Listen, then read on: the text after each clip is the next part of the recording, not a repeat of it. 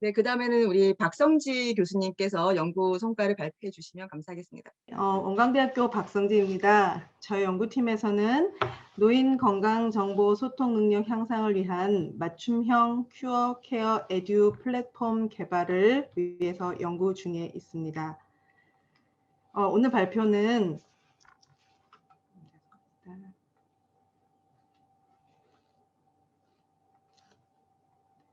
오늘 발표는 연구 소개, 연구 추진 실적, 연구 성과, 그리고 저희가 운영 중에 있는 건강정보소통연구소에 대해서 소개를 드리고요. 그리고 향후 추진 방향에 대해서 말씀드리도록 하겠습니다.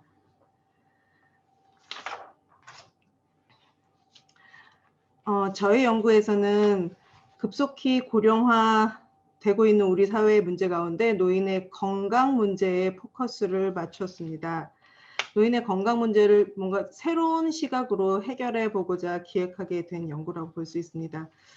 고령화로 인한 노인의 건강 문제가 심각한 사회 문제임은 주지의 사실입니다. 저희 연구소에서는 노인의 건강을 단순히 의료적인 치료 문제가 아니라 노인의 건강을 서포트하는, 즉 노인을 치료하고 돌보는 사람들과 노인들 간의 소통에 초점을 두고 연구하고 있습니다. 저희가 연구를 이러한 관점에서 하다 보니까 노인 측면과 노인을 치료하고 돌보는 사람들의 그 소통 능력에 대해서 살펴봤더니 노인의 측면을 보니까 노인은 낮은 건강정보 소통 능력이 있는 걸로 보였고요. 그리고 노인 맞춤형, 그리고 노인이 이해할 수 있는 그런 건강정보 콘텐츠도 부족함을 알 수 있었습니다. 그리고 치료 돌봄자의 측면을 보니까 노인에게 건강정보를 제공할 수 있는 능력이 부족하다는 것을 알 수 있었고, 그리고 치료 돌봄자의 노인에 대한 이해 또한 부족함을 알 수 있어서 저희 연구에서는 이런 노인과 치료 돌봄자를 위해서는 맞춤형 어떤 교육 플랫폼이 있어야 한다고 생각해서 그런 플랫폼을 개발하고자 연구 중에 있습니다. 이러한 맞춤형 노인 플랫폼을 통해서 노인은 건강 정보에 대한 소통하는 능력이 향상되고, 그리고 치료하고 돌봄자는 이러한 의료 서비스 능력을 향상되는 그런 결과를 추구하고 되는데요. 그러기 위해서는 서로를 정확하게 이해해야 된다고 생각합니다. 그래서 이러한 두 측면의, 그러니까 노인과 치료 돌봄자의 양 대상자의 측면의 정확한 이해, 즉 소통을 통해서 궁극적으로는 노인이 건강 관련해서 의사결정을 자주적으로 합리적으로 할 수 있는 그런 교육 플랫폼을 개발하고자 합니다. 저희 연구팀은 이렇게 세 가지 영역으로 나누어져 있는데요. 일단 큐어팀에서는 보건의료인의 건강정보 소통 능력을 분석하고 있고요.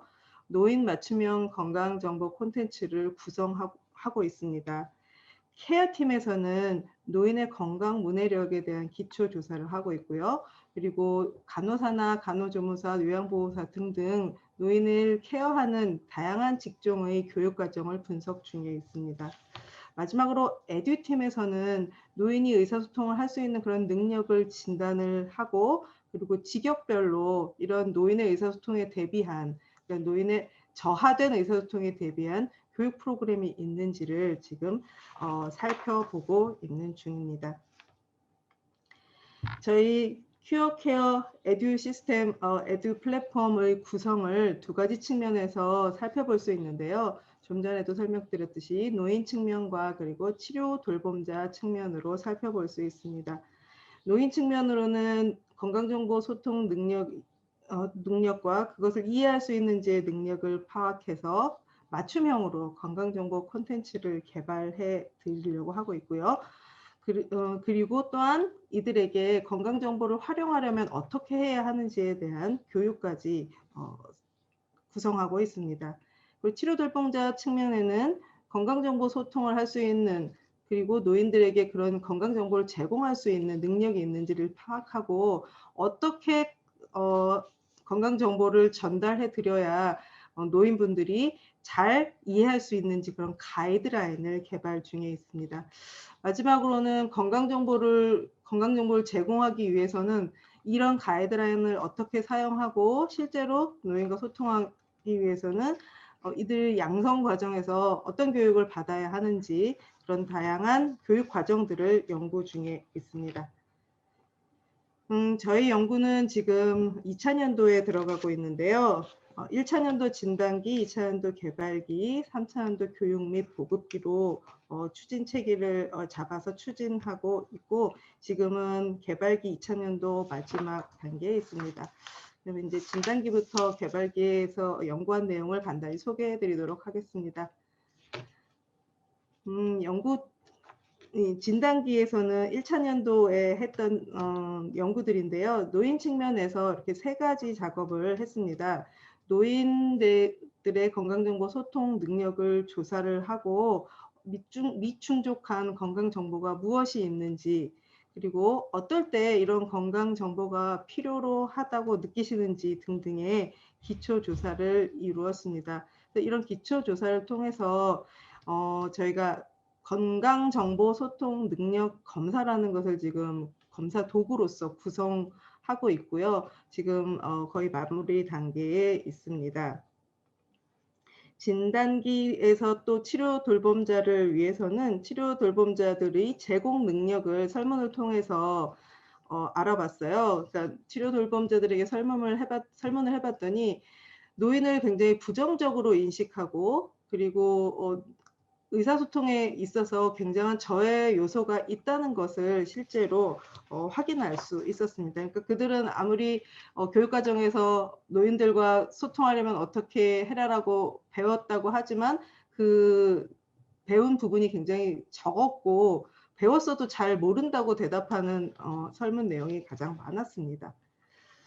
그리고 이들의 교육 과정을 분석해서 실제로 의사소통을 잘할 수 있는 어떤 것을 배우는지에 대해서 알아봤더니 결국은 잘 이루어지지 못하고 있어서 노인 환자를 많이 보고 있는 의사나 간호사들조차도 실제로 노인과 대화하기가 너무나 어렵다라는 대답들이 많이 나왔습니다.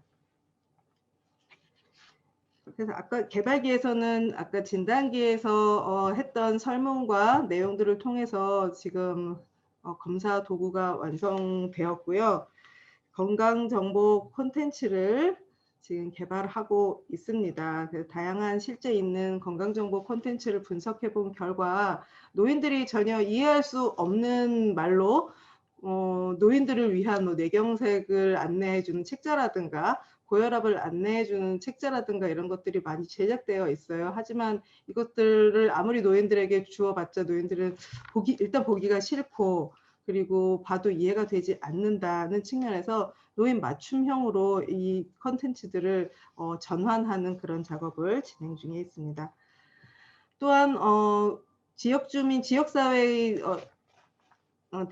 지역사회 주민들을 대상으로 슬기로운 병원 생활이라는 교육 과정을 저희가 파일럿으로 운영해서 우리가 생각하는 교육 프로그램을 만드는 방식이 과연 어떤 결과를 얻을지 만족도 조사를 통해서 지금 살펴보고 있는 중이고요. 그래서 수정 결과를 거쳐가지고 좀 더 완성도 있는 교육 프로그램으로 개발하려고 하고 있습니다.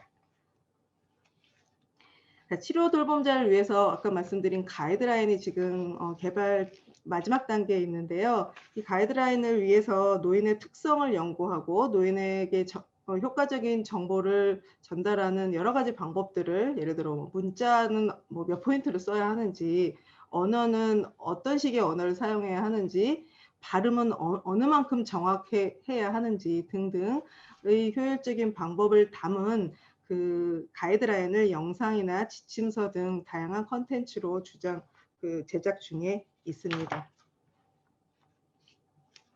마지막으로 교육 프로그램에 대해서는 앞에서 했던 지역사회 주민들을 위한 파일럿 프로그램 등을 통해서 문제점들을 도출해 내기도 하고, 기존의 교육과정을 분석해 내기도 하고 등등의 여러 가지 방법을 통해서 이 교육 프로그램에 담을 것이 무엇인지를 기획하고 개발하는 단계라고 할 수 있습니다.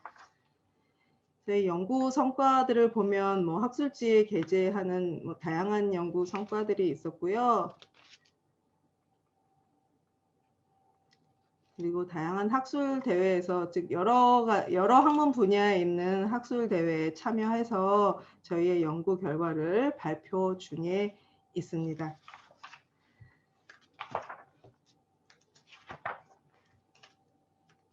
저희 연구팀에서는 연구 초기부터 건강정보소통연구소라는 연구소를 만들어서 운영 중에 있고요.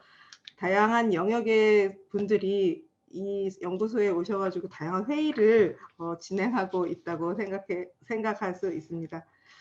또 이제까지 2번의 워크숍을 거쳐왔고요. 사실은 여러분들과 같이 좀 큰 컨퍼런스를 하고 싶었지만 우리 사정상 그렇게 못했다는 측면이 여전히 매우 아쉽습니다.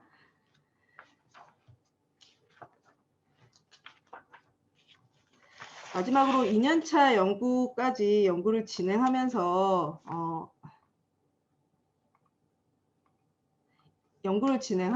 저희가 처음 연구를 기획할 때랑 다른 여러 가지 문제점에 부딪혔는데요. 사실은 이런 부분을 오늘 여러분들과 좀 나누고 싶었어요. 앞으로 우리가 3차년도에 연구를 진행하면서 노인의 집단 특성을 잘 이해해야겠다는 생각이 들었고요. 여기에는 지역적, 문화적 특성이 매우 고려된 연구가 되어야겠다라는 생각을 많이 했습니다.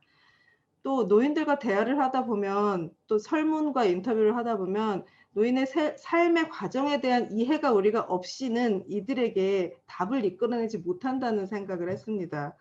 그리고 노인의 현재 상황을 이해한다는 측면은 아까 주수산나 연구원님과 교수님도 얘기를 하셨는데, 노인들하고 우리가 접촉을 하면서 노인들의 의견을 많이 들어야 하는데, 이 노인들은 자신의 마음을 다 드러내지 않으시더라고요. 그 부분이 가장 어려웠다라는 생각이 듭니다. 그래서 우리가 지금 조사하고 있는 이런 설문이, 인터뷰가 과연 이게 진심일까라는 생각이 들 때가 굉장히 많거든요. 그래서 다른 연구팀의 노하우를 좀 전수받고 싶다는 생각이 지금 있습니다. 마지막으로 이 노인들의 표현 방식이나 의사소통 유형을, 특성을 우리가 잘 이해하지 않으면 우리 각각의 연구팀들이 원하는 결과에 도달하지 않을 거라는 생각이 자꾸 들었습니다.